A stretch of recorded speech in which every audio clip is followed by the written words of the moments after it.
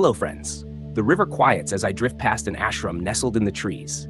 No walls, no gates, just the sound of chanting, the murmur of questions, and the stillness of thought.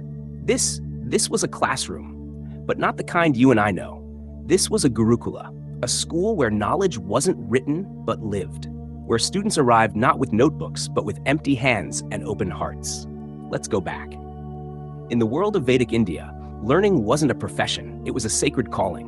And the guru, the teacher, wasn't just an instructor, he was a guide, a philosopher, a second father. Students, shishyas, left behind their homes and comforts to live in their guru's hermitage, often for years. There were no fees. The cost was discipline, humility, and service.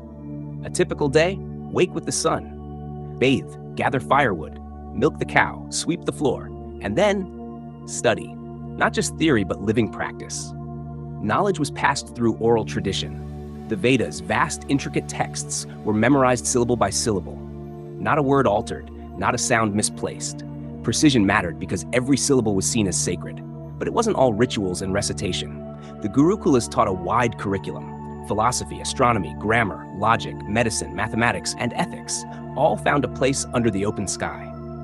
What made the system special wasn't just what was taught, but how. Debate was central. Students were encouraged to question, even challenge their guru, provided it came with respect. After all, truth wasn't a command, it was a discovery. Some Gurukulas were humble forest hermitages.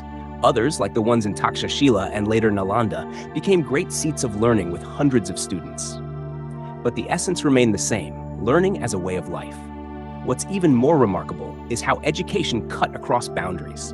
While most Gurukulas catered to the higher varnas, there were exceptions where brilliance broke through tradition. Women like Gargi and Maitreyi engaged in deep philosophical dialogues. A few students came from distant lands, drawn by the allure of Vedic wisdom. And at the heart of it all, the language.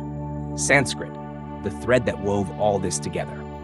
Not just a medium of instruction, but a vessel of philosophy, ritual, poetry, and identity. It was the sound of sacred chants, the rhythm of debate, the silence between teacher and student. And so, as the sun sets behind the thatched roofs of a forgotten Gurukula, I wonder, how did this language, so rich, so precise, so eternal, shape the very way people thought? That's where we're heading next. Coming up, Vedic languages, the voice of the ancients. Because before thoughts became philosophies, they became words.